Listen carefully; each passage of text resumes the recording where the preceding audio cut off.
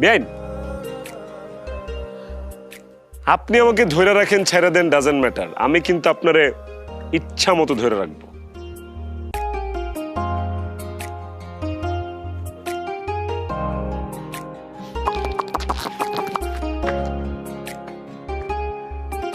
আম্মা, আমি অত কথা শুনতে চাই না, অত কথা বলতেও চাই না।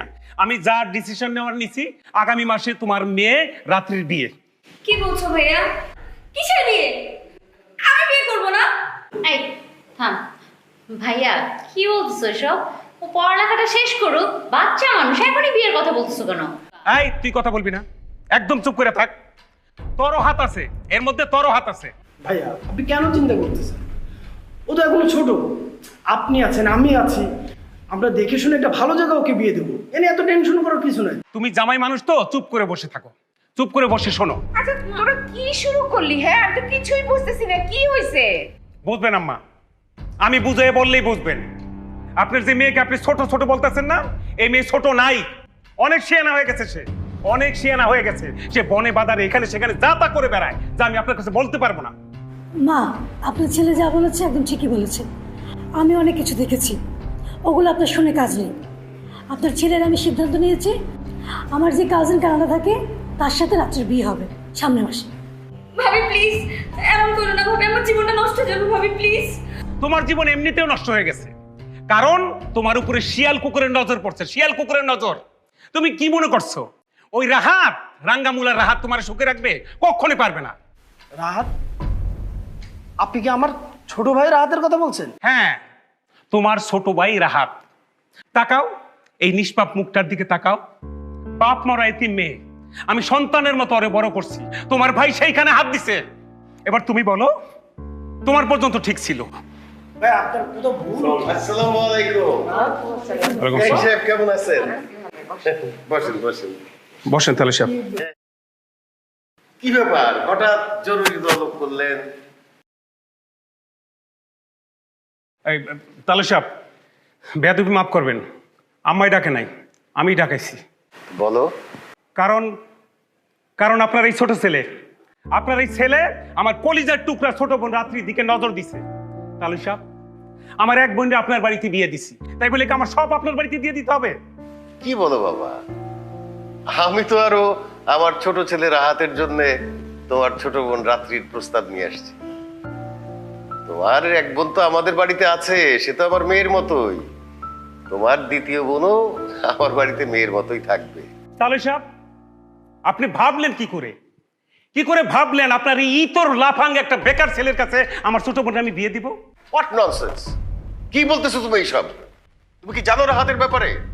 রাহাত কি তুমি জানো? আব্বা আপনি থামেন, আমি বলছি। ভাইয়া এতক্ষণ আপনি বলছেন, আমি শুনছি, এখন আমি বলবো, আপনি শুনবেন।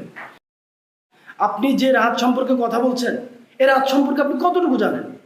রাহাত একজন ব্রিলিয়ান্ট স্টুডেন্ট, ও এসএসসি ইন্টার সব জায়গায় গোল্ডেন পাওয়ার। আমার ছোট ভাই এখন একজন ইঞ্জিনিয়ার।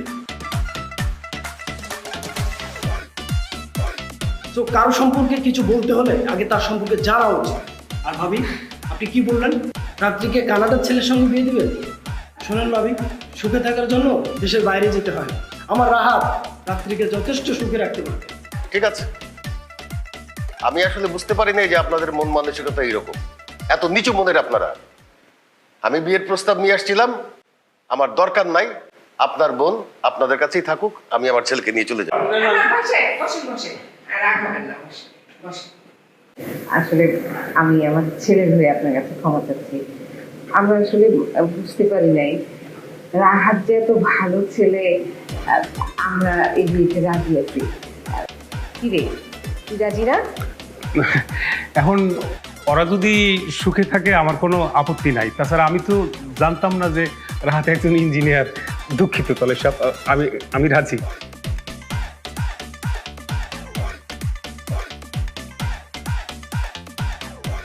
কিন্তু তাহলে সব ঝামেলা তো সে আগেরটাই রয়ে গেল। ঘটনা হইতেছে এইবার কি ডিসিশন হবে, এইবার কার কাজেই বিয়ে পড়াবে, আমাদেরটা না আপনাদেরটা? অবশ্যই আমাদের কাজী। তুমি বোঝো না কেন বাবা? আমাদের বংশ পরম্পরায় আমাদের রহমত কাজী আমার বাড়ির সমস্ত বিয়ে পড়ায় আসছে। সে যদি না পড়ায় তাহলে আমাদের মান ইজ্জতের বিয়েটা রাখা। না না না না, তাও সাপ, এর আগেও আপনি বংশ পরম্পরার দোহাই দিচ্ছেন, কিন্তু আমাদের কথা বলি।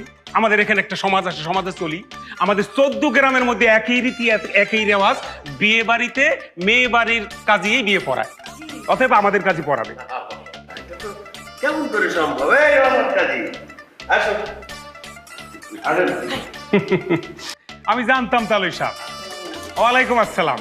আপনি এই রহমত কাজীর এই যে পকেটে করে নিয়ে আসবেন আমি জানতাম। এই রহিম কাজী, এদিকে আসেন, সালাম দেন। হ্যাঁ, এবার বিয়া পড়ান। না না না না না, রহিম কাজী কেন বিয়ে পড়ান? রহমত বিয়ে, রহমত শুরু করো বাবা। আরে দূর হ, পড়াও তো, শুরু করো। আরে থামেন, এই বিয়ে আমি পড়াবো। শোন বাবা, আমার একটা কথা শোন, তোর সব কথা আমি মানবো, তুই আমার একটা কথা মান। আমার বয়স হয়ে গেছে, আর কয়দিনই বা বাঁচবো। এই বিয়াটা আমার শেষ বিয়া, আমার মান সম্মানটা বাঁচা। তারপরে তো তুই সারা দুনিয়া ধইরা বিয়া পড়াই, আমার আর কোনো বাধা নেই। রাখেন আপনার শেষ বিয়া। গত 6 মাস ধরে আমি বিয়া পড়াইতে পারি না। এই বিয়া যদি আমি না পড়াইতে পারি তাইলে আমি আর কাজগিরি করুন না। আচ্ছা আপনারা থামেন না একটু। আম্মা, এবার আমি একটা আইডিয়া দিই। এবার আমরা সত্যি সত্যি টস করি। টসে যে কাজে জিতবে সেই কাজে বিয়ে পড়াবে। গুড আইডিয়া ভাবি। দেন কয়েন, দেন কয়েন আছে? এই যে, দাও। ঠিক আছে, টসটা আমি করি, যেহেতু আমার বিয়ে। হ্যাঁ, আচ্ছা, শাপলা আর মানুষ। কাজী আপনি হচ্ছেন শাপলা আর তুমি হচ্ছো মানুষ।